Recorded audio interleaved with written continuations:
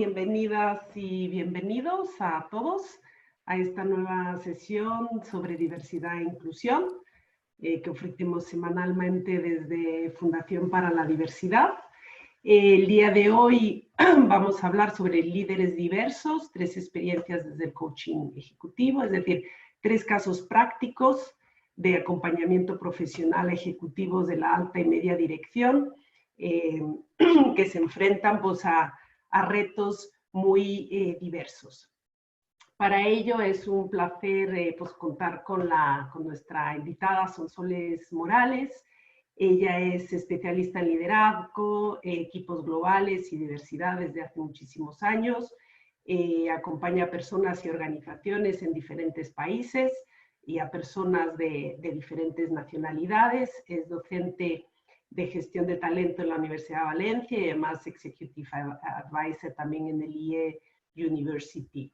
Y además, pues hace ya muchos años que colabora también con Fundación para la Diversidad, lo cual agradezco siempre muchísimo. Vamos a dar comienzo a esta presentación.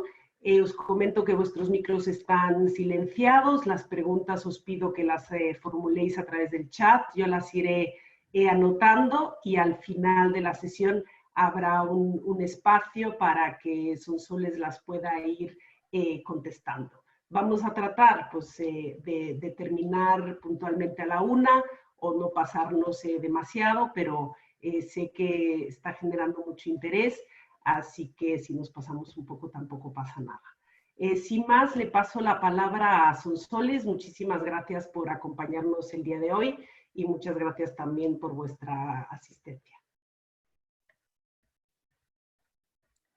Muchas gracias, Sonia. Pues es un placer para mí estar otra vez con vosotros, con muchos de los firmantes del Charter de la Diversidad, que fue una iniciativa fantástica en los buenos tiempos en que en la Unión Europea hablábamos de diversidad. Voy a compartir mi escritorio con vosotros, voy a seguir una pequeña presentación que por supuesto os haremos llegar, todo esto queda grabado y a quien tenga interés se la haremos llegar después.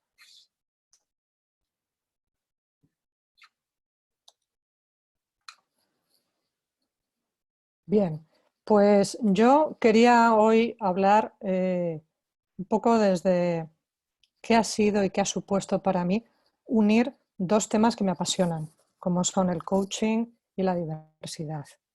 Yo ya ha dicho Sonia que trabajo en estos temas desde hace algún tiempo. Tuve una experiencia hace varios años, como podéis ver ahí, cuando empecé mi MBA en Nueva York, donde trabajaba por aquel entonces, que fue el atentado famoso de las Torres Gemelas. Y estoy viendo muchas similitudes entre la crisis que generó en la identidad estadounidense y en muchos profesionales y lo que estamos viviendo ahora en estos momentos de pandemia. Así que, bueno, esto si queréis lo hablamos después, pero ahora mismo eso es lo que yo quería destacar, ¿no? Por supuesto también mencionar que soy madre de 3 niñas maravillosas, que es una parte importante de mi identidad. Los casos que yo os he traído son casos que tienen varias cosas en común. Habéis visto en la convocatoria que son aparentemente diferentes, tocan varios aspectos o varios vectores de la diversidad, pero sí tienen temas en común. Uno de ellos es que todas las personas protagonistas, esto son casos reales, han sido, por supuesto, convenientemente anonimizados para preservar su identidad y en algún caso me he tomado alguna licencia artística, pues simplemente con ese objetivo, ¿no? de destacar lo interesante, aunque no necesariamente se asigne esa característica a esa persona concreta, ¿no? Bueno, podríamos decir que son un poco arquetipos, ¿no? de mis experiencias en todos estos años. Entonces yo destacaría primero que son minorías. Son minorías. Perdona que te interrumpa, no sé si ya has compartido la presentación porque no se ve. Nada más por si ya pensabas que la habías compartido, vamos, para asegurarme que sí. Pues déjame que me aseguro porque efectivamente, gracias Sonia, estas son las cosas del directo. Efectivamente, yo contaba con que se veía Esta es la importancia del feedback, ¿eh? Sin feedback no somos nadie. Ya está, perfecto. ¿Me Lánzate. confirmáis? Ya está. Perfecto. Bueno, entonces os mencionaba, bueno, pues un poco que este es mi perfil, esta soy yo. Yo soy una más de las personas que trabajan en nuestro país con temas de diversidad y de coaching, pero sí llevo trabajando en estos temas cerca de 14 años. Eso no quiere decir que sepa más que otros que lleven menos. Algunas veces la experiencia de muchos años no es más que la de un año repetida muchas veces.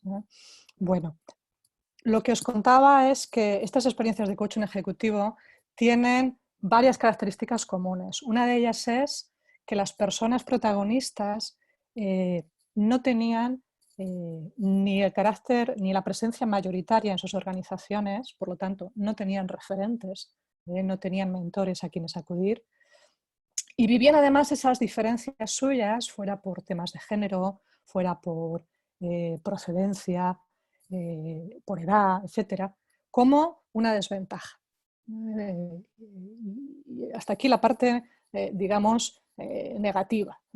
¿Qué tenían en común también? Y qué fue lo que creo que les hizo tener éxito en esta experiencia. Que todos tenían el propósito firme y decidido de cambiar. Muchas veces me preguntan, ¿y qué hace falta para que los procesos de coaching tengan éxito?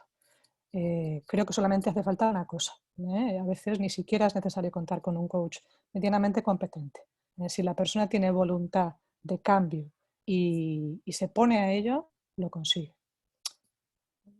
Es cierto que hay que analizar bien hacia dónde se dirige. A veces vamos de forma muy eficaz hacia objetivos que no nos llevan a buen puerto.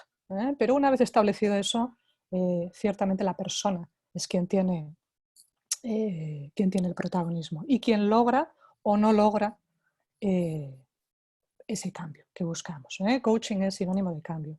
¿Por qué mencionarlo y por qué aportar o qué puede aportar trabajar desde el coaching con respecto a otras iniciativas que existen ya? Notablemente en diversidad e inclusión tenemos muchísimos programas. En nuestro país hemos asistido en los últimos años a un desarrollo tremendo. Tenemos desde iniciativas de mentoring o mentorazgo hasta programas de formación en sesgos inconscientes. Es decir, nos hemos sofisticado. Pero yo, al preparar esta charla con vosotras y con vosotros, me planteaba la pregunta, ¿qué sucede con estas personas que asisten con la mejor voluntad a estos cursos de formación o a estos programas que ofrecen las empresas o a estas sesiones de sensibilización? ¿Qué sucede después, cuando vuelven a su mesa, a su escritorio y se enfrentan a su equipo? Y eso es para mí una de las ventajas del coaching, que busca, como dice aquí, o que permite personalizar mucho más la experiencia de desarrollo profesional, personal, directivo, como más os guste llamar.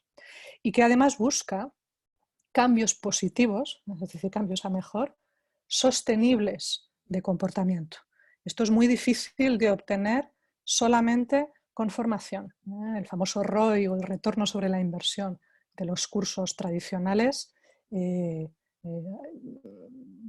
sabéis, como expertos que sois muchos y muchas de los que estáis ahora escuchándome, que a veces deja mucho que desear y que es difícil de medir. Las personas cambian, pero en general cambiamos lentamente.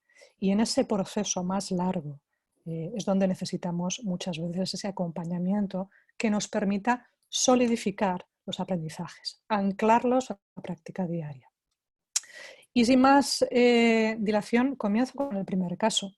Yo he querido elegir un caso paradigmático. Sabéis que dentro de los aspectos o los vectores de la diversidad que trabajamos en España, el género fue uno de los primeros, sigue siendo uno de los más necesarios y qué duda cabe que aunque antes me he referido a que todos los protagonistas de hoy son minorías, ciertamente las mujeres somos la mitad de la población, ¿no? Así que habría que cuestionar esa afirmación. Bueno, os presento a Luisa. Luisa, como dice aquí, no es un nombre real, evidentemente, pero es una persona muy bien considerada en su organización. Es alta ejecutiva, es como yo, madre de familia numerosa, y ha sido tan bien valorada por sus responsables que la han elegido para llevar a cabo un programa muy ambicioso y muy exigente de desarrollo directivo, que la lleva a viajar por todo el mundo cada X tiempo. Es ciertamente un programa altamente exigente, que por supuesto compatibiliza con sus responsabilidades laborales, familiares y personales. Ella ya tenía experiencia en coaching cuando yo la conocí, ya había hecho varios procesos, coincidiendo además con el nacimiento de sus hijos. Que esto es algo que si queréis podemos comentar después por qué lo hizo de esta manera o por qué ayuda en estos momentos puntuales de la vida, en este caso de una mujer. Gracias a ello, a su buena fama, ha llegado a ser la única mujer y además el miembro más joven de su comité de dirección. ¿Qué dice Luisa de sí misma? Dice, mira, yo siento que vivo en un mundo de hombres. Siento que además son todos, en general, mayores y con más experiencia que yo. He tenido que espabilar, me he tenido que poner una coraza y aunque sigo queriendo crecer, yo tengo ambición de llegar lejos, no me veo sustituyendo a mi jefe actual. No me veo como directora general. Bien. ¿Qué se achacaba a ella a sí misma? Decía, en estos procesos que he hecho en el pasado, a veces me decían, Luisa, eres un poco distante, nos pareces incluso altanera, tomas decisiones sin contar con nosotros, percibimos una frialdad en ti que no nos gusta, queremos que nos motives y incluso intimidas. Bueno, ante esta situación, ¿qué dicen los expertos? Yo siempre creo que hay que ser humildes y consultar a otros que han hecho cosas antes que nosotros. Esto es como decía aquel físico, ¿no? Si yo he llegado a ver más lejos que otros es porque me he apoyado sobre hombros de gigantes, ¿no? Es decir, nadie llega a tener un conocimiento suficientemente profundo por sí solo, por sí sola. Y los expertos, notablemente Sally Helgesen, junto con Marshall Goldsmith, que es uno de mis referentes y de mis maestros, hace unos años describieron comportamientos que se repiten con frecuencia en mujeres líderes. Ejemplos de comportamientos. Aquí veréis que son sospechosos habituales, como les solemos llamar. En primer lugar, el exceso de humildad. O esperar que otros tengan una especie de cámara mágica, como tenéis ahora vosotros, para vernos a nosotras, y sean capaces de adivinar aquello que hacemos, cómo lo hacemos y todo lo que valemos. Por otra parte, las mujeres en general somos buenas, insisto en lo en general, ahora veréis por qué, construyendo relaciones. Donde nos cuesta en general más es en pedir cosas a esas relaciones, es decir, sacar partido a nuestra red.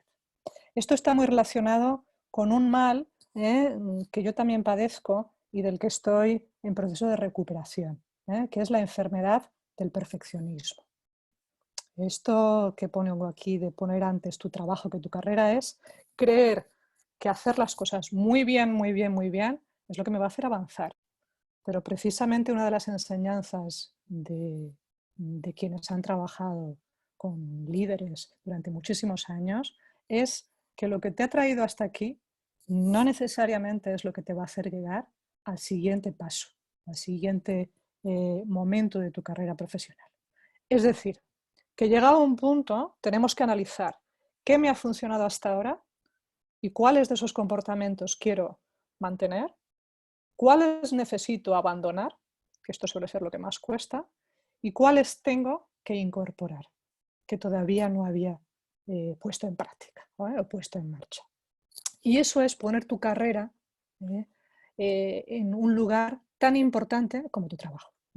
Dicho de otro modo, perfeccionismo no, excelencia sí, pero la búsqueda de la excelencia es una visión más amplia, no es centrarnos en la tarea actual, sino ver cómo eso se proyecta hacia el futuro. ¿Hacia dónde nos lleva eso? De aquí a 3 años o a 5 años. ¿Vale? Y esto está muy relacionado, como podéis ver, con otra enfermedad habitual, que es la de agradar de más. Es decir,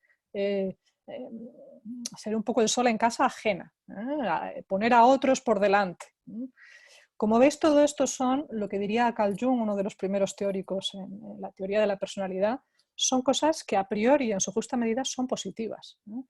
Pero cuando abusamos de una fortaleza, normalmente acabamos convirtiéndola en debilidad.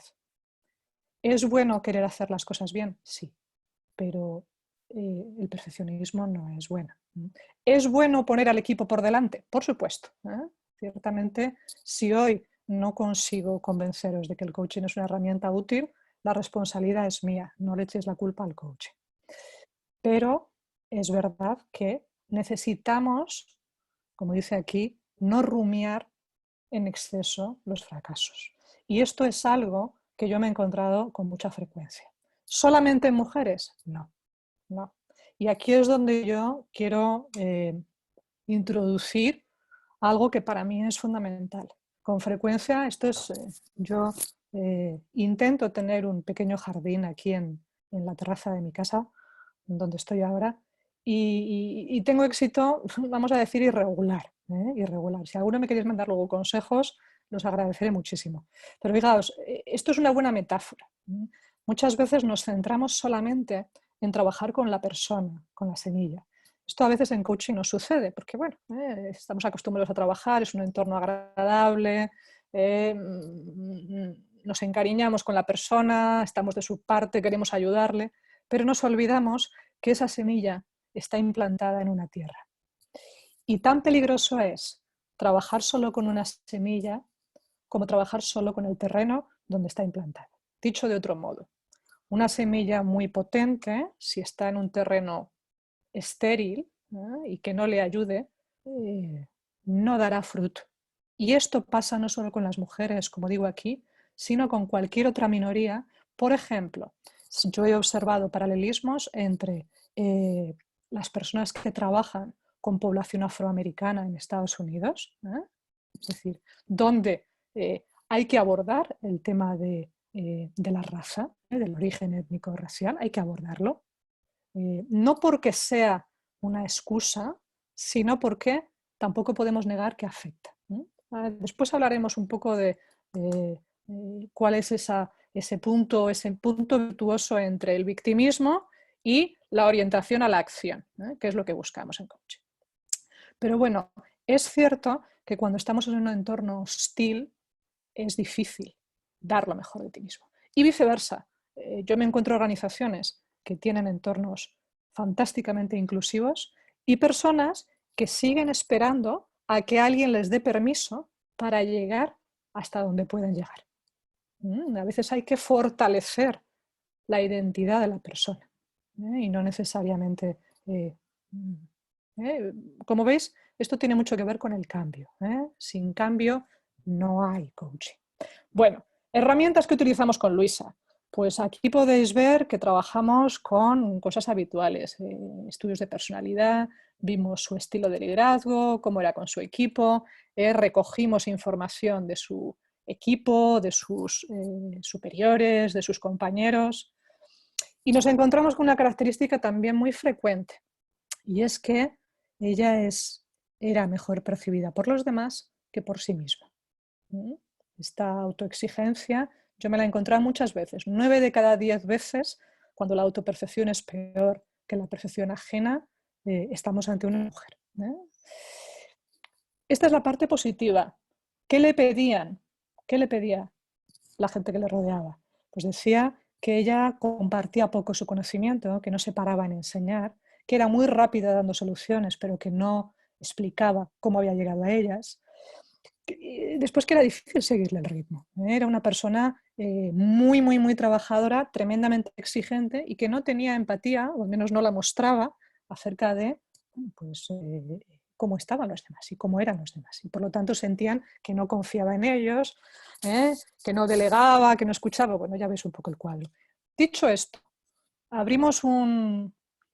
llevamos 19 minutos y quería abrir el chat, podéis contestar cuál de estas 3 interpretaciones sería la que vosotros haríais llegado a este punto. Es muy importante tomar conciencia de la interpretación que hacemos. Los datos supuestamente son objetivos, pero el filtro que yo le pongo como profesional influye tremendamente en la calidad del proceso y en el éxito que tenga. ¿De acuerdo? Entonces, ya sabes que la mirada del otro, esa mirada que no es ajena al coaching, sino que sucede en cualquier proceso de desarrollo profesional, influye en el resultado tremendamente, como esa profecía autocumplida. ¿Cuál de estas tres opciones sería para vosotros la adecuada? ¿Por dónde conduciríais? Los que sois coaches y los que queréis jugar con nosotros a serlo, elige tu propia aventura. ¿Cuál sería vuestra interpretación? Sonia, no sé si tenemos alguna opción de estas tres, ¿no? La primera es que tiene que ser ella misma, dejar de intentar ser un hombre y ser ella misma. La segunda es que tiene que trabajar a su equipo, que pobrecillos parece que los tiene abandonados. Y la tercera es que ciertamente parece que el futuro de Luisa pasa por cambiar de empresa. Sí, lo que voy viendo que van casi empatados la opción 1 y la opción 2. La opción 3 como que nadie la ve. Quizás ahora hay un poquito más opción 1, pero están básicamente empatados entre la 1 y la 2. Bien, me encanta. Perfecto. Bueno, consecuencias de llevar a cabo, todo esto son evidentemente planteamientos que yo me hice cuando trabajaba con Luisa, ¿no? Y que me hago muchas veces cuando me enfrento a trabajar con mujeres, mujeres como yo, por otra parte. ¿Qué es la autenticidad? ¿Y hasta cuánto, hasta qué punto es posible ser auténtico o no? No vivimos en un mundo ideal y algunas veces, cuando analizas en profundidad, te das cuenta de que sí hay muchas cosas que la persona valora de su trabajo. Y no es algo tan fácil como decir, pues, si no estás contenta, márchate. O si, y por otra parte, ser auténtico también implica entrar en contacto con cuáles de esas partes de ti mismo quieres y puedes mostrar. No podemos, hay que tener mucho cuidado con llevar a las personas a un suicidio profesional por un exceso de sinceridad. Hay casos en los que eso no es posible y tenemos que buscar otras alternativas y tenemos que ser creativos. Por otro lado, es verdad que su equipo le pedía muchas cosas, ¿no? Bueno, yo os comento la sorpresa enorme que yo me llevé y, bueno, no lo hubiera anticipado. Yo tenía claro que Luisa necesitaba efectivamente entrar en contacto con lo que solemos llamar tu sello personal. En inglés hablamos de tu leadership signature, es decir, cuál es esa huella que quieres dejar, cuál es la marca que quieres que tu liderazgo deje. ¿Cómo sería ser un líder ideal para ti y cómo puedes lograr que eso suceda? Porque normalmente ahí es donde la persona entra en contacto con lo que valora, lo que puede ofrecer, lo que mejor se le da, etc.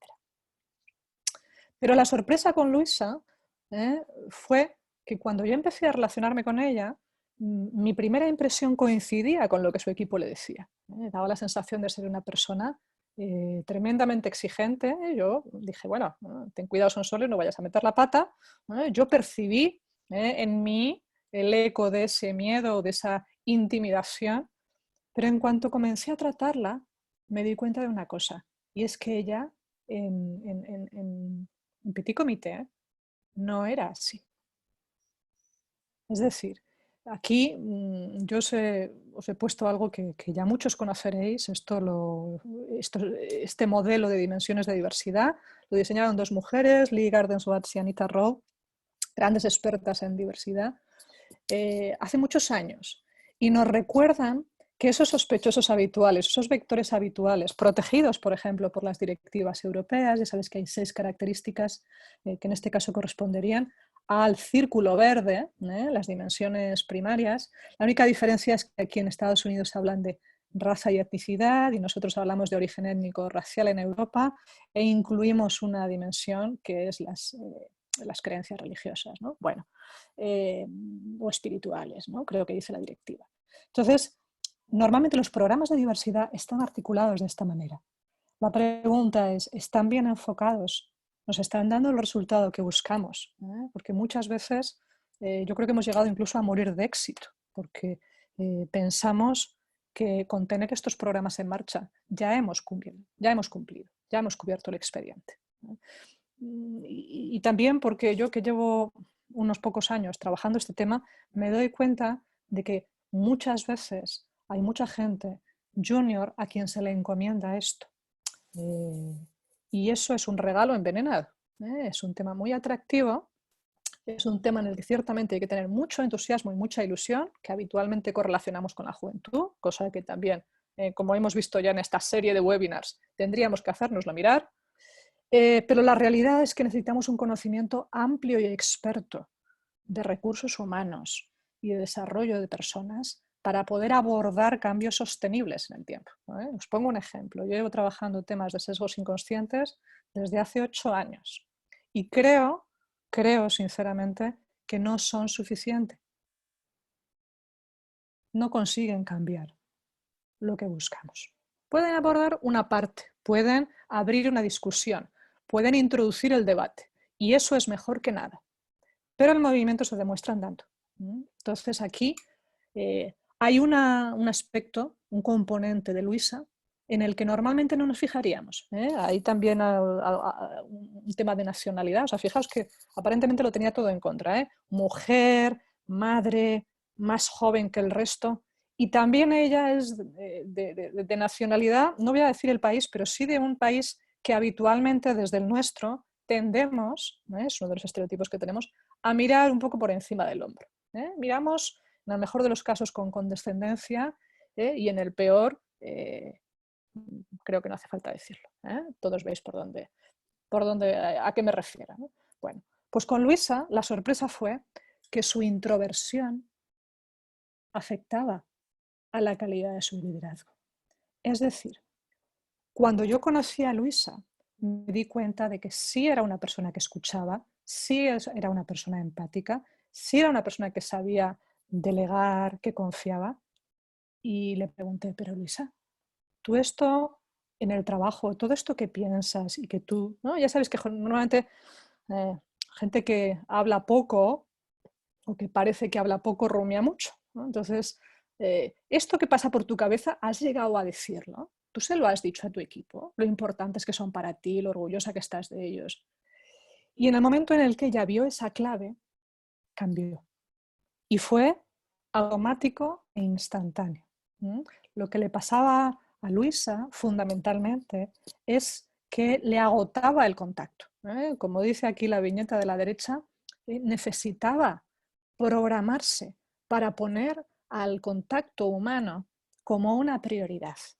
Y los resultados fueron, bueno, los pongo en sus propias palabras, ¿no? Por parte del equipo, felicitaciones efusivas. Nosotros medimos antes, durante y después. Yo practico una modalidad de coaching que se basa en convertir al resto de personas involucradas, los llamamos stakeholders, en el desarrollo de la persona, que son notablemente sus jefes, sus compañeros, su equipo directo, en sus coaches. Es decir, yo nunca voy a llegar tan lejos como llega el resto. Y este equipo de coaches, cuando les preguntamos al finalizar el proceso, dijeron, no sabemos qué ha pasado, pero es otra. Es más cercana, ahora nos escucha, ha visto que podíamos dar más de nosotros mismos sin tanta presión, la vemos más amable y paradójicamente más auténtica. ¿Qué decía ella de sí misma? Pues decía, bueno, claro, nosotros podemos pensar, ¿cómo es posible que esto no lo viera antes? Bueno, pues porque no vemos lo que no vemos. Todos tenemos puntos ciegos, cada uno de los nuestros. Y cuando ella percibió que lo que el equipo necesitaba era más escucha y se puso a hacerlo, notó los avances. Y esos avances la hicieron continuar mejorando. Y una cosa muy paradójica es que cuando yo continué trabajando con ella y al cabo de 3 o 4 sesiones me dice un día, Sonsoles, no sé qué me pasa, que ahora tengo más tiempo que antes. Me siento liberada, delego, fíjate que he reducido, por ejemplo, ahora ya no me voy a comer con el equipo, porque sé que no puedo, pero lo he sustituido por otras cosas que noto que para ellos son más importantes y me funcionan mejor. Incluso he vuelto a encontrar tiempo para mí. Esto es especialmente significativo porque en este momento en el que ella me dijo me decía estas cosas, fue elegida para sustituir a ese jefe cuyo puesto no quería. Lo hizo de manera interina. Os voy a ahorrar los detalles, pero la organización estaba también sufriendo un proceso importante de cambio a nivel económico en su accionariado y durante varios meses ella fue quien dio la cara ante el grupo. La sede central está en Europa y ella fue la que dio la cara. Ella fue la directora general en funciones hasta que llegó la persona que la sustituyó. Y que en este contexto fuera capaz de decir eso indica que había tomado contacto con aquello que realmente necesitaba cambiar. ¿Estaba correlacionado con su género? En parte sí, en parte no. Y esta es una de las cosas que dejaré para el final, para que si queréis comentemos y debatamos entre todos. Pero, como efectivamente decía Rubén Blades en su canción, la vida te da sorpresas. Os cuento un segundo caso. Este segundo caso tiene que ver con la dimensión cultural, aparentemente, y también con temas, yo diría, de edad, de personalidad. Pero os presento a Pedro. Pedro, nombre ficticio, es el CEO de una empresa del sector industrial que está en una ciudad tristemente conocida por todos ahora mismo. Una ciudad de 11 millones de habitantes, es decir, como 3 o 4 veces Madrid, para que nos hagamos a la idea. Es un consorcio, esto ya sabéis que es una forma habitual, bueno, en Wuhan hay muchísimas empresas españolas, ¿no? De Librix tenemos muchísimas, y una forma habitual de entrada en el mercado chino, sabéis que es esta sociedad, este proyecto conjunto entre un socio chino y uno español, donde cada partner aporta unas cosas. Pero es que además teníamos dos culturas organizativas muy diferentes. Teníamos por un lado, por el lado local, una empresa de corte familiar, con decisiones altamente centralizadas, que había crecido muy rápido, pero que no le fueras a hablar de KPIs, de indicadores, de profesionalización de la gestión, porque aquello era perder el tiempo, ¿no? Y el tiempo es oro. Vale. Y por el otro teníamos al socio español, que era un referente en su campo precisamente por la calidad de sus procesos y su know-how, ¿de acuerdo? Y tenía indicadores de todo tipo, ¿vale? Tenía es decir, la calidad y la profusión de información en este socio era espectacular.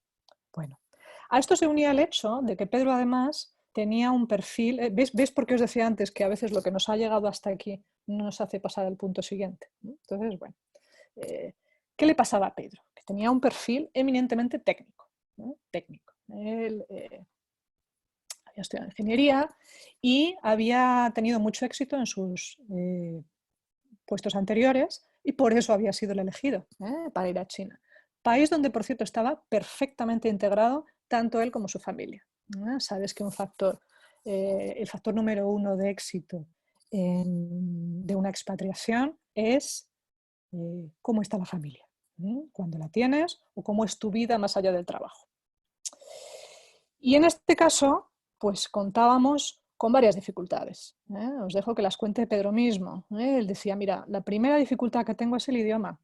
Ellos no hablan español, yo apenas hablo chino. Por otra parte, mi inglés es correcto, pero es que el suyo es prácticamente inexistente. Y cuando hemos contratado traductores, que requieren, por cierto, una inversión que no es sostenible en el tiempo, en la mayor parte de los casos, me he dado cuenta de que había muchas cosas que se perdían. Esto es como la película Lost in Translation. Hay muchas cosas que se perdían. Y además percibo desconfianza. Noto que buscan mi opinión, pero por otra parte no siento que me tomen como una autoridad. Creo que ellos esperan que yo sea otro tipo de líder que no soy. Más autoritario, más firme, más decidido. Y cuando me piden soluciones, me doy cuenta además de que yo no tengo los recursos, estoy aquí en minoría y no tengo los recursos para ofrecer una solución rápida, como sí tiene mi socio local. Por lo tanto, pues al final, después de preguntarme a mí, acaban diciendo, mira, nos vamos a saltar a este señor y vamos a pasar bueno, pues en este caso al CEO de la parte local, China. Y luego además se unía una percepción suya, que es que esto pasa con muchas empresas extranjeras en China, ¿no? Que nos ven como que estamos aquí porque vemos esto como una oportunidad de negocio, pero no estamos buscando desarrollar el negocio, la empresa, no nos preocupan las personas, son meras commodities. Cuando consigamos lo que queramos, nos volveremos a casa y ya está. Bueno, ¿qué dificultades teníamos aquí relacionadas con el proceso? Y aquí os cuento un poco, en la parte izquierda veréis un par de herramientas habituales y lo que me sucedió con ellas. Yo sé que algunas de las personas que estáis en la audiencia habéis trabajado y trabajáis con temas de comunicación intercultural y en programas de formación con equipos multinacionales, multilocalizados. Y en este caso, tenéis arriba a la izquierda un ejemplo de una de las herramientas habituales. Esto es una especie de calculadora cultural y compara en torno a distintas dimensiones culturales, es decir, diferencias, por ejemplo, en torno a qué estilo de liderazgo me gusta un estilo de liderazgo más plano, más cercano, menos jerárquico, o por el contrario, valoro el estatus, asumo que mi jefe sabe más que yo, necesito esa estructura piramidal porque me da seguridad en mi puesto. Entonces, bueno, aquí normalmente comparamos la cultura local, en este caso China, con la cultura de origen de la persona, del ejecutivo o la ejecutiva, que sería España, con la preferencia individual. Por eso veis que hay 3 barras en cada dimensión. Bueno, ¿qué sucedió? Yo me planteé la utilidad de hacerlo. Además, yo conozco unas cuantas presentaciones comerciales de estas variantes y dije, bueno, a lo mejor hay que empezar por aquí, que es por donde además solemos empezar. Y finalmente lo descarté. Y lo descarté porque era una persona que conocía mejor China que cualquier persona china con quien yo hubiera trabajado hasta el momento, entendido como conocer ambas culturas. Es decir, no es fácil en los programas de formación intercultural afinar lo suficiente cuando trabajas con una única persona. En los programas normalmente nos dirigimos a un grupo y trabajamos desde estas dimensiones y aplicamos una especie de atajo mental, que es decir, mira, te voy a contar cómo son la mayoría de las personas, pero después tú tendrás que averiguar cómo es, en este caso, el chino o la china que tienes enfrente. Entonces, por ejemplo, no todos son iguales, entonces tendrás un poco... Y ahí les dejamos solos. Este es de lo que adolecen los programas de formación. ¿Qué sucede? Que en este caso Pedro sí tenía muy analizado cómo era cada persona con la que él se relacionaba en torno a esto. Es decir, él ya tenía este conocimiento y no era suficiente. No era suficiente. ¿Vale? No era suficiente saber que había un estilo más piramidal en su socio chino y más horizontal en el suyo, llevar a cabo adaptaciones. Eso era un punto de partida, pero no un punto de llegada para lograr el cambio que él necesitaba hacer. Y luego además nos encontramos con una dificultad, y es que a la hora de recopilar feedback y saber cómo era percibido por su equipo, teníamos la dificultad del idioma, en primer lugar. En segundo lugar, sabes que los cortafuegos que hay, los firewalls que hay en el país impiden, por ejemplo, utilizar cuestionarios, o sea, no se puede utilizar Google Forms, no se puede utilizar SurveyMonkey, no se pueden utilizar. Y además las personas nunca habían hecho ningún ejercicio de contar, escribir cómo percibían a su jefe, por mucho que les garantizaras la confidencialidad y el anonimato. Con lo cual, y por supuesto, está la dificultad de que la empresa no tenía presupuesto para que yo fuera allí a China con ellos. O sea que todo esto lo estábamos haciendo a 8.000 kilómetros. Os pongo a la izquierda abajo un ejemplo de una de las herramientas que nosotros trabajamos, que es un análisis de tu estilo de liderazgo. Esto no corresponde a Pedro, os he puesto uno genérico, pero esto que os parece una matriz ininteligible de números nos da mucha información, porque nos hace percibir si realmente, lo que en este caso era el problema principal que tenía Pedro.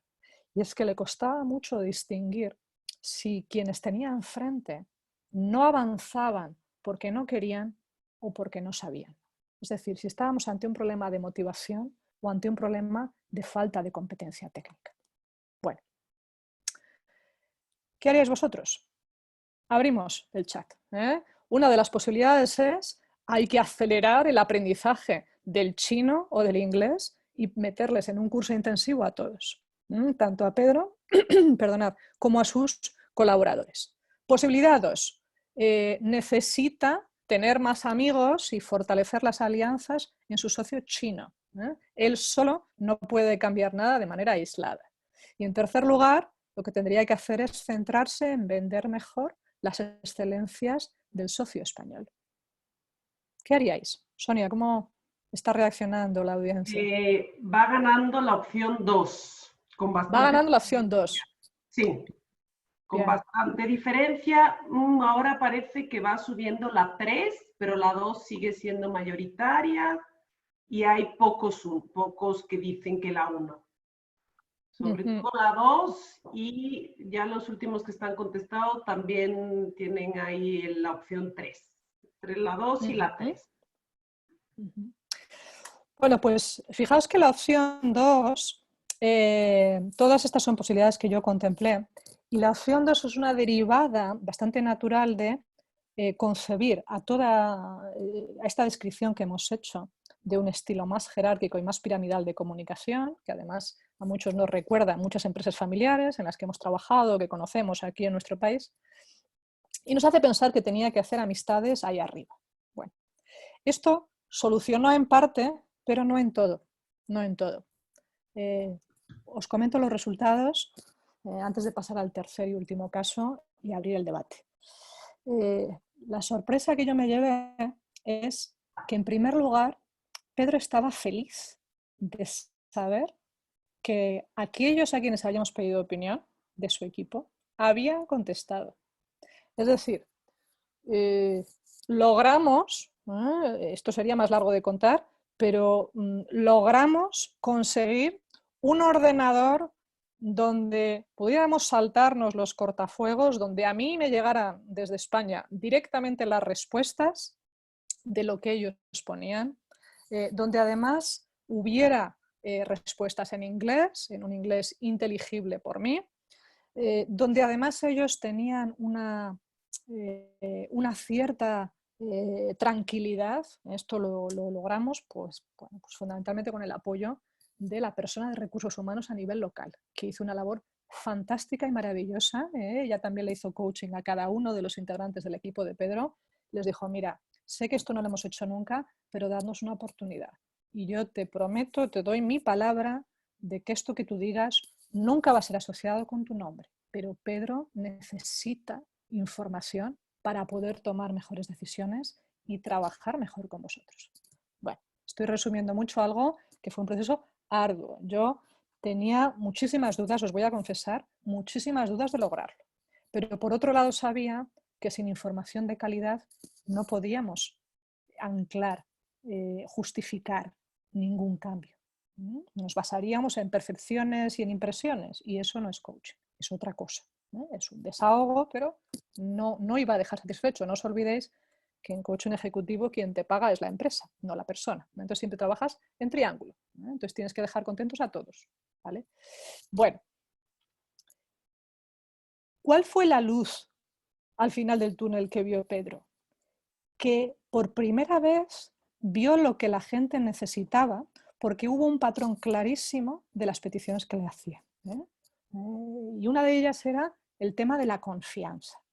¿Cómo transmitir la confianza? No hace falta adivinar, no hace falta imaginar, es tan fácil como preguntar. El coaching es una cosa muy sencilla, muy sencilla. La podemos complejizar, pero es muy sencillo. Es preguntar y escuchar. Y Pedro se atrevió a preguntar. Y, esto son palabras textuales suyas, se dio cuenta de que las personas percibimos, notamos cuando alguien tiene interés en cambiar, y eso es evidente incluso a pesar de que existan barreras evidentes. Barreras socioeconómicas, sociodemográficas, de procedencia, de edad. de cualquier tipo. Y aquí hay que destacar, evidentemente el mérito es de Pedro, porque él se atrevió a hacer una cosa que es muy difícil y que dice mucho de él. Las demás personas que os presento hoy también lo hicieron, pero en su caso fue notable, por el puesto tan destacado que tenía la organización, que era la cabeza visible.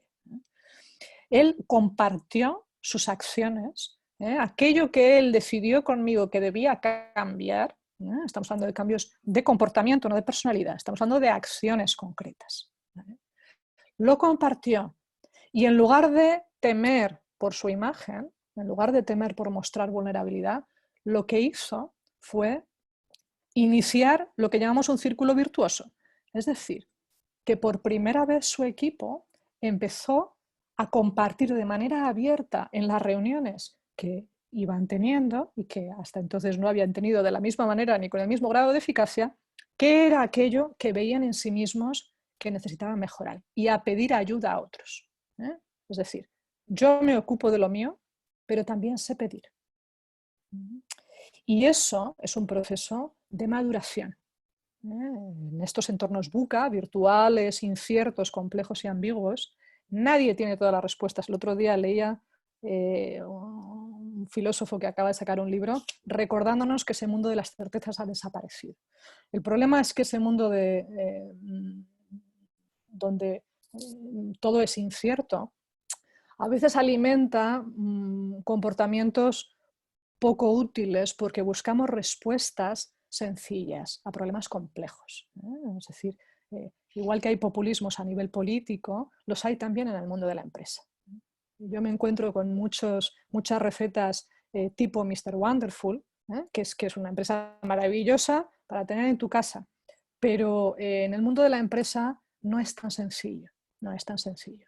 Y aquí, cuando intentamos hacer madurar a la gente, una de las cosas que nos planteamos es qué grado de confianza tiene la persona en lo que está haciendo. Y como veis, antes os decía que no solo las mujeres podemos adolecer de falta de confianza en un momento dado. Quien se siente en minoría es más fácil que sienta que le falta la confianza. Y para terminar, os cuento el tercer ejemplo, donde, perdonad, veis que ando con la pastilla para la garganta, pero a veces funciona y a veces no. Bueno, el tercer caso, todos son casos muy queridos por mí. Para mí, Álvaro fue una persona entrañable. Álvaro es una persona a quien cuando yo le conocí, os cuento aquí un poco su historia, ¿no? Era alguien de muchísimo éxito, había llegado por méritos propios al comité de dirección de su empresa a una edad muy joven. Era un hombre trabajador, incansable, inagotable. Aquí veis otro punto en común con el caso de Luisa. Pero que durante su primera entrevista mencionó de una forma que a mí me llegó con muchísimo dolor el tema de su orientación sexual. Bueno, hay que tener cuidado con confundir a veces o englobar, igual que os he dicho antes, que no todas las mujeres somos iguales, tampoco todos los ingenieros son iguales y el colectivo LGBT tampoco es igual. ¿Por qué digo esto? Porque igual que a veces confundimos lo que es la expresión de género con la identidad de género, con la orientación sexual, a veces tenemos, en el caso de Álvaro ya ves que él tenía muchas dudas de si en su empresa iba a poder ser él mismo, ¿no? Y si ciertamente en alguna otra empresa iba a poder llegar a ser lo que quería, porque él disfrutaba muchísimo con otra parte de sí mismo que era creativa y que no tenía nada que ver con la tecnología. En este caso era el tema de la decoración. Y aquí os comparto con toda... antes de compartiros errores o aprendizajes, errores a evitar, aprendizajes a incorporar, os pregunto, con esta descripción que os acabo de hacer de Álvaro, que habéis visto, persona de éxito, persona que está dentro del armario en su empresa, que no sabe si quiere buscar otro lugar donde repetir la presión que él sentía, bueno, pues el estrés con el que vivía, ¿no? De tener que ocultar esa parte de sí mismo, ¿qué haríais? La opción 1 es ponerle en contacto con su verdadero yo, trabajar su autoconfianza, su asertividad. La opción 2 es vender a su empresa, esto siempre da alegría, ¿no? Vender a su empresa formación en diversidad. O la tercera, ayudarle a encontrar otro lugar donde pudiera ser mejor recibido. ¿Cómo vamos, Sonia? Parece que va ganando la opción 1. Ajá. También hay muchos ahora de repente que dicen la 1 y la 2, y una persona dice la 1, la 2 y la 3, es decir, trabajar los 3 Todo lo que aplique, ¿no? pero vamos a decir que va ganando la 1, seguido de la 2. Nadie propone la 3 como Ajá. solución. Bueno, esto es interesante, ¿eh? Las empresas que se dedican a diseñar y divulgar índices de diversidad LGBT, ¿eh? Espero que no se enfaden conmigo ahora mismo, ¿eh? Bueno, ciertamente aquí no se trata de elegir una opción eliminando otras, estamos abriendo el debate. Yo os comparto los errores a evitar ante casos como el de Álvaro. El primero es la amenaza del estereotipo, es decir, asumir que como yo ya tengo otras personas que o son decoradores o son peluqueros o son... ya conozco a todos los hombres gays millennials y eso es un error. Sabéis que la amenaza del estereotipo puede funcionar de manera negativa, por ejemplo, pues antes os mencionaba las personas afroamericanas, ¿no? Una persona afroamericana joven en una ciudad como la que yo viví, como en Nueva York, es muy frecuente que cuando se cruce con una persona mayor, normalmente una mujer mayor, la persona se cambie de acera. Es frecuente, no digo que suceda siempre, pero es frecuente. Yo conozco a una persona que lo que hizo fue silbar las 4 estaciones. Él silbaba las 4 estaciones de Vivaldi y comprobó que eso en algún punto del cerebro de la persona que tenía enfrente le hacía tranquilizarse, pensar, bueno, si este muchacho conoce la música clásica, quiere decir que es alguien que no es amenazante. Y desactivaba, por supuesto, esto opera a nivel inconsciente, esa respuesta del miedo, ¿vale? El miedo. Desgraciadamente esto a veces nos impide ver a la persona que hay detrás. A veces creemos que ya conocemos a todos porque conocemos a muchos. Cuidado. Y vuelvo también a mencionar el ejemplo de jardinería que os quise poner antes. A veces atribuimos toda la responsabilidad al individuo y le animamos a cometer a veces un suicidio profesional. Por supuesto que la visibilidad es importante, pero a veces esa visibilidad, antes de que su entorno directo esté preparado, lo que hace es profundizar en el trauma. A veces hay que recuperar primero a la persona y trabajar en paralelo con la organización. Por cierto que en las organizaciones también hay que tener cuidado con culpar primero y preguntar después, porque muchas veces creemos que ya sabemos que el entorno es homófobo o machista o racista, puntos suspensivos, y no lo es. Simplemente hay personas que no tienen esos datos, que no tienen la información, que nunca se pararon a pensar, que nunca hicieron la reflexión. Pero mi experiencia es que 9 de cada 10 veces ese entorno reacciona muy positivamente. Recordemos que la mayor parte de los miedos que sentimos en que imaginamos, las desgracias que imaginamos en nuestra mente, jamás llegan a suceder, como dicen expertos que trabajan este tema del miedo. Y normalmente cuando algo nos agobia tanto, suele ser porque se nos ha colado algún pensamiento poco objetivo. ¿Cómo es ese miedo al rechazo? Y el último, para mí, es el más grave. Y yo lo he cometido en ocasiones, me lo tengo que mirar y me lo sigo mirando. Y es el ser ayudadores. El intentar solucionar, resolver, evitar el dolor. Eso no es hacer crecer. Igual que he dicho antes que hay que evitar que las personas cometan un suicidio profesional, también hay que evitar llevarles de la mano demasiado. Yo creo que cuando el buen líder termina su trabajo, lo que la gente dice es, lo hicimos nosotros. Por lo tanto, cuidado con los excesivos personalismos. A veces nos hacemos o nos queremos hacer imprescindibles en la vida de esa persona o de esa organización. En nuestras intervenciones tenemos que tener mucho cuidado con llevarles hasta la puerta, pero la puerta la tienen que cruzar ellos. Ese es el acompañamiento profesional del que yo estoy hablando, ¿de acuerdo? Implementar las acciones. Y eso va más allá de la toma de conciencia. Me estoy acordando de otra persona con quien yo trabajé, también del colectivo LGBT. Ella es lesbiana, es una mujer que trabaja extranjera, que trabaja en una empresa española, a quien de repente cerraron la filial donde ella vivía, que es en Estados Unidos, donde existe, como sabéis, el matrimonio igualitario, igual que en España, y la trasladaron o pretendían trasladarla a otro país donde eso no existía, y donde los niveles de homofobia social son muy elevados. Bueno, repito, algunas veces tenemos que ver hasta dónde podemos llegar.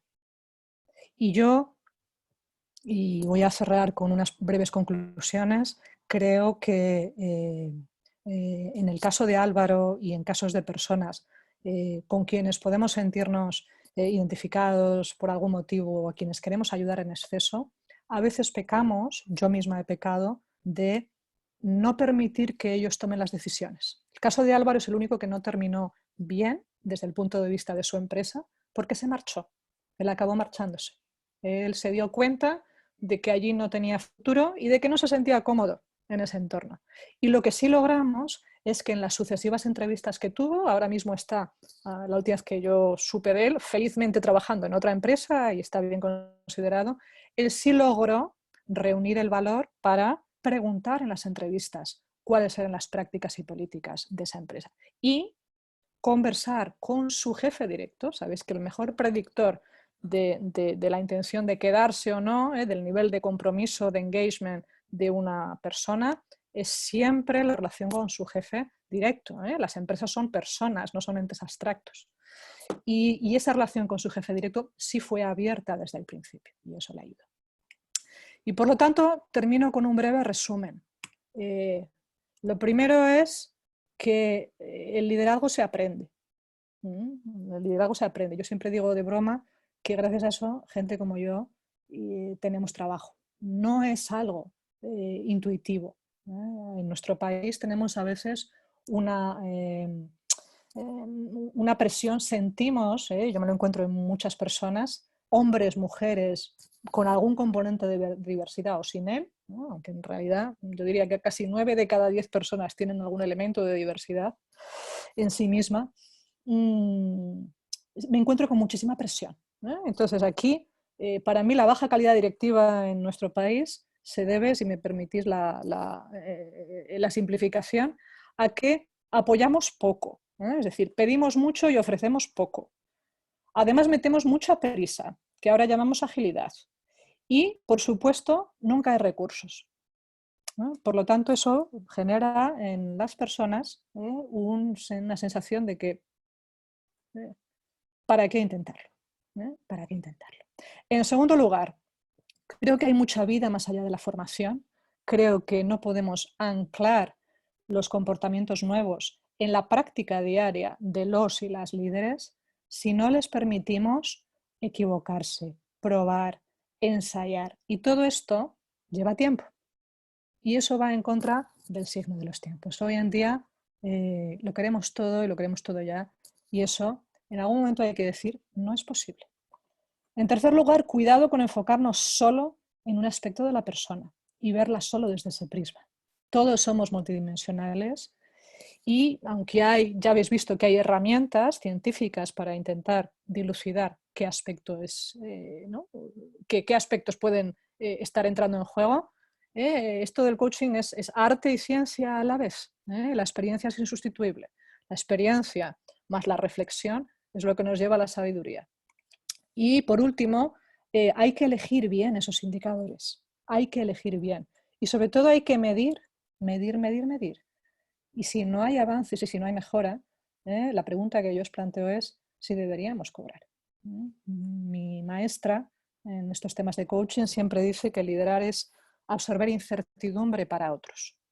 Creo que también a veces como coaches no somos capaces de predicar con el ejemplo. Y yo creo que eso es una promesa que habla mucho y muy alto del compromiso de un coach. Estoy dispuesto a no cobrar si no hay una mejora evidente. Y con eso me despido, mejor dicho, termino mi presentación y abrimos el turno de preguntas. Sonia, no sé si tenemos alguna en el chat que he recogido a lo largo de esta hora. Sí, bueno, hay también algunos comentarios que luego te pasaré en el sentido que, por ejemplo, lo de los sesgos, pues es en ambas direcciones, ¿no? A veces creemos que la gente tiene sesgos en relación a nosotros, pero nosotros también tenemos, ¿no? Eso es en ambos sentidos. Hay una pregunta que es muy específica, si lo que se hace, por ejemplo, en diversidad en Estados Unidos se podría aplicar tal cual en España, ¿no? Tomando en cuenta que hay muchas diferencias de cómo funcionan los sindicatos, el sistema laboral es otro, las políticas son diferentes, es decir, esa parte de trasladar políticas que funcionan en un país a otro. Y otra pregunta que también se lanzó, que te la comento, que creo que es importante, es, pues las mujeres somos la mayoría, entonces, ¿por qué nos tratan como una diversidad que pareciera que somos una minoría? Si eso es correcto, si eso abona o no, o si deberíamos replantear el tema de las dimensiones dentro de la diversidad. Adelante. Gracias, Sonia. Bueno, está claro que hemos recorrido un camino desde la diversidad hacia la inclusión. Todos conocéis la metáfora de que la diversidad es ser invitado a la fiesta y la inclusión es que alguien te saque a bailar. De esta manera yo me gustaría recordar que la inclusión pasa por una transformación cultural en las empresas. Esto va más allá de intercambiar o de compartir buenas prácticas. Por lo tanto, sí hay cosas que son extrapolables desde Estados Unidos aquí, pero hay que tener cuidado con, repito, esas soluciones quick and dirty que llaman ellos, rápidas y sucias. ¿Sucias por qué? Porque no son capaces de ir más allá de una mera declaración de intenciones. La historia de Estados Unidos es diferente. El campo de la diversidad procede de las políticas de afirmación positiva en Estados Unidos. Europa tiene otra trayectoria y España también es un caso algo diferente de otros países europeos. Entonces, esa es precisamente un poco la razón por la que no hay un modelo que valga para todos. Y esa personalización y esa adaptación es la que se logra a un nivel de finura mucho más amplio, profundo, preciso, con un acompañamiento individual, profesional, que con un curso genérico. Porque sí, los sesgos inconscientes son siempre los mismos, pero que la persona tome conciencia de los suyos no suele suceder en un primer contacto.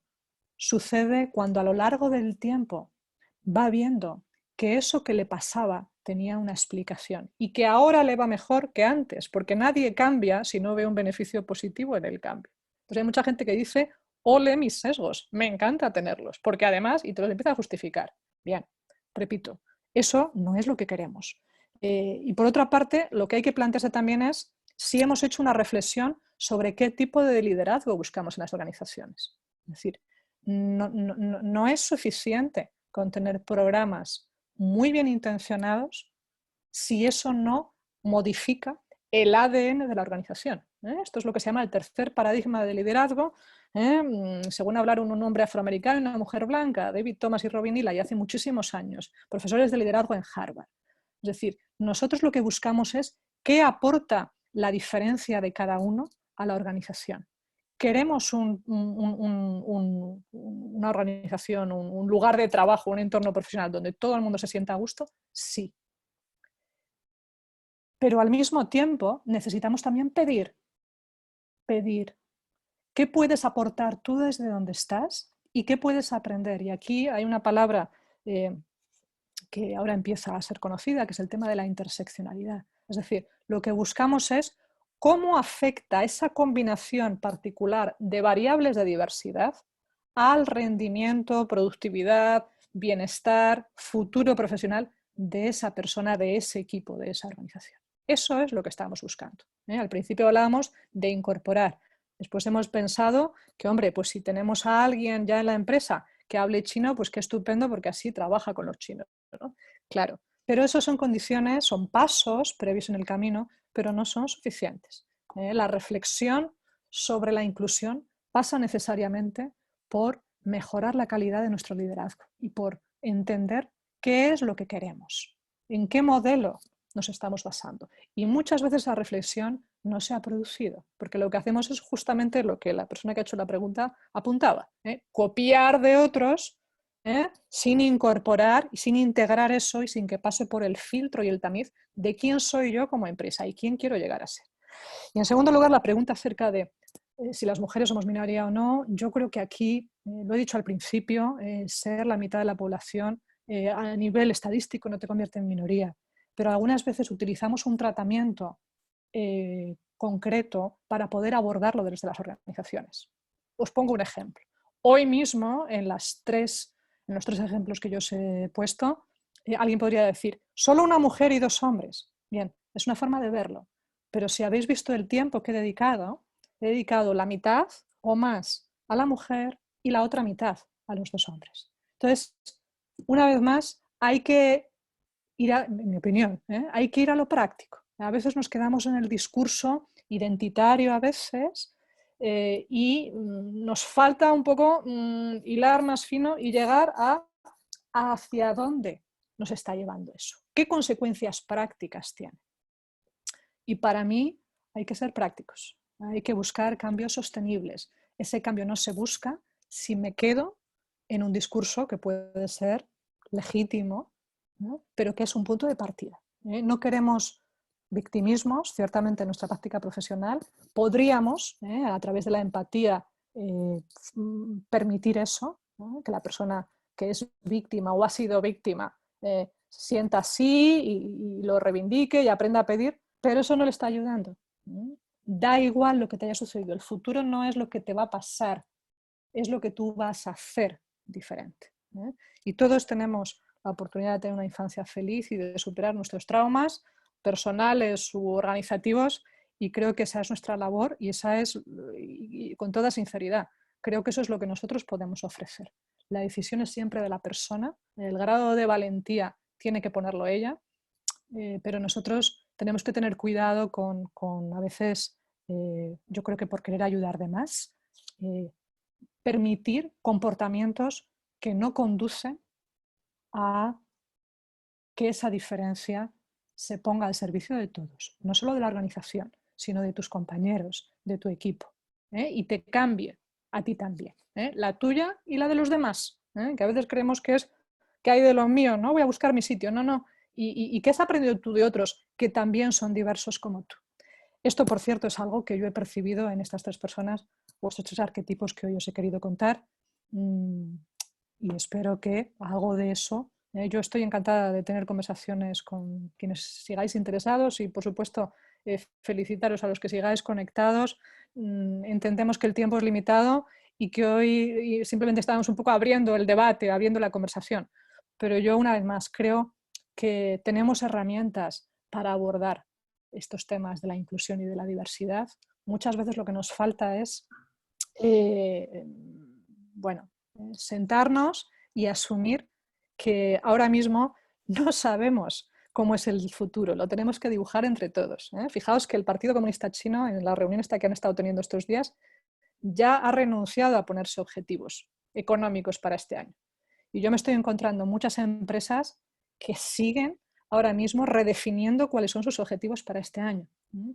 Yo no seré alguien que hable mal de los objetivos. Mi práctica profesional se basa en identificar objetivos y ayudar a la persona a alcanzarlos, pero creo también que a veces hace falta tener una mirada un poco distinta, ¿no? Es un poco, ya que estamos trabajando con esta herramienta llamada Zoom, pues hay que hacer una especie de zoom in y zoom out, y para eso no podemos hacerlo solos. Así que os invito a los que queráis a seguir este debate y esta conversación. No sé si hay alguna otra pregunta, Sonia, porque nos queda un minuto antes de cerrar. Todo el mundo está, bueno, agradeciendo muchísimo pues todas tus aportaciones Tengo los contactos de las personas que ya se han tenido que desconectar y que han planteado alguna pregunta. Entonces, tenemos ahí un acuerdo que les vas a escribir. Si estás de acuerdo, yo te pasaré las preguntas y sus contactos para que, puedas contestarle a cada uno. Por supuesto. Es la 1:10. Como sabéis, pues son sesiones de 1 hora. Ahora veo que muchas mujeres tienen que conciliar y se están despidiendo porque los hijos, pues hay que atenderlos.